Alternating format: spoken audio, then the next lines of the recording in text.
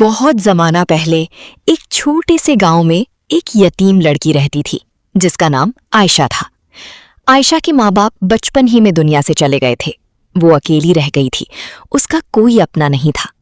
وہ گاؤں کے لوگوں کے گھروں میں کام کر کے اپنا گزارا کرتی تھی۔ صبح سویرے وہ پانی بھرتی، برتن دھوتی، کپڑے صاف کرتی اور گھروں کی صفائی کرتی، مگر لوگ اس کے ساتھ اچھا سلوک نہیں کرتے تھے۔ کچھ لوگ اسے ڈانٹتے، کچھ اس پر چیختے اور کچھ اسے بہت کم پیسے دیتے۔ ایک بڑی حویلی میں کام کرنے والی عورت اکثر کہتی، تم سے کوئی کام ٹھیک سے نہیں ہوتا، حالانکہ عائشہ پورا دن محنت کرتی تھی۔ رات کو جب وہ اپنی چھوٹی سی ٹوٹی جھونپڑی میں واپس آتی تو تھکن سے اس کے ہاتھ کانپ رہے ہوتے، مگر پھر بھی وہ آسمان کی طرف دیکھ کر کہتی، ایک دن میری زندگی ضرور بدلے گی۔ عائشہ کو بچپن سے کپڑوں کا بہت شوق تھا۔ جب بھی وہ بازار سے گزرتی تو درزیوں کی دکانوں کو غور سے دیکھتی۔ رنگ برنگے کپڑے، خوبصورت ڈیزائن اور سلائی مشین کی آواز اسے بہت اچھی لگتی تھی۔ ایک دن ایک بوڑھی درزن عورت نے اسے دکان کے باہر کھڑے دیکھا۔ اس عورت کا نام خالہ زبیدہ تھا۔ انہوں نے پوچھا، بیٹی تم روز یہاں کیوں کھڑی رہتی ہو؟ عائشہ نے شرماتے ہوئے کہا، مجھے کپڑے سینا بہت پسند ہے مگر میں سیکھ نہیں سکتی۔ خالہ زبیدہ مسکرائیں، اگر دل سچا ہو تو انسان سب کچھ سیکھ سکتا ہے۔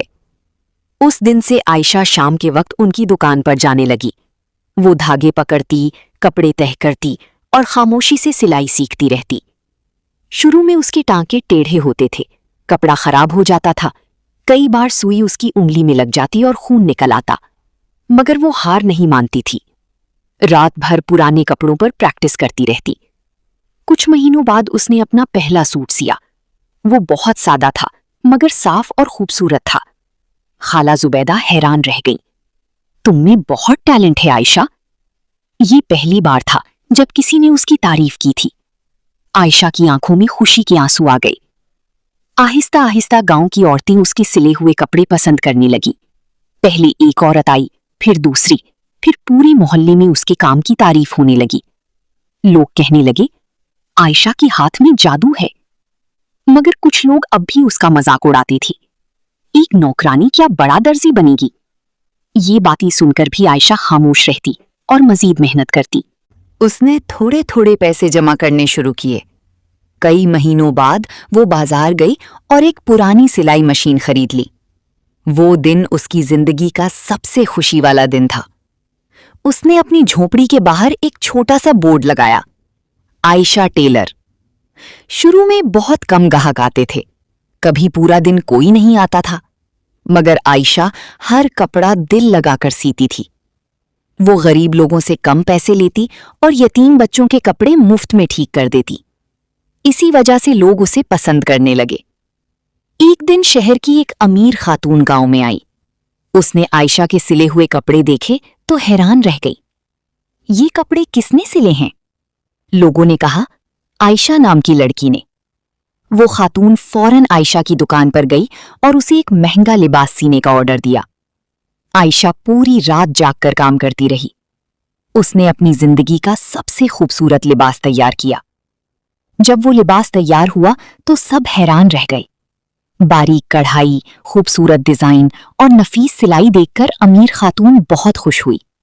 اس نے شہر جا کر سب کو عائشہ کے بارے میں بتایا۔ کچھ ہی دنوں میں عائشہ کی شہرت پورے شہر میں پھیل گئی۔ اب لوگ دور دور سے کپڑے سلوانے آنے لگے۔ اس کی چھوٹی سی دکان ایک بڑی بوتیک میں بدل گئی۔ وہی لوگ جو کبھی اسے نوکرانی کہتے تھے، اب عزت سے اسے عائشہ بی بی کہہ کر بلاتے تھے۔ مگر کامیاب ہونے کے بعد بھی عائشہ نہیں بدلی۔ وہ آج بھی غریبوں کی مدد کرتی تھی۔ اس نے یتیم لڑکیوں کو مفت سلائی سکھانا شروع کر دی تاکہ کوئی لڑکی مجبور نہ رہے۔ خالہ زبیدہ ایک دن اسے دیکھ کر رو پڑی، مجھے تم پر فخر ہے بیٹی۔ عائشہ مسکرائی اور بولی، اگر آپ مجھے موقع نہ دیتی تو شاید میں آج بھی دوسروں کے گھروں میں کام کر رہی ہوتی۔ کچھ سال بعد عائشہ شہر کی سب سے مشہور درزن بن گئی۔ اس کے بنائے ہوئے کپڑے بڑے بڑے لوگ پہنتے تھے، مگر وہ ہمیشہ اپنی پرانی جھونپڑی کو یاد رکھتی تھی، کیونکہ وہ جانتی تھی کہ انسان کی اصل طاقت اس کی محنت، صبر اور ہمت ہوتی ہے۔ اور اسی لیے لوگ کہتے تھے، जिस लड़की को दुनिया कमजोर समझती थी वही एक दिन सबसे मजबूत निकली। अगर आपको हमारी कहानी अच्छी लगी हो तो चैनल को सब्सक्राइब करें और बेल आइकन दबाना ना भूलिए।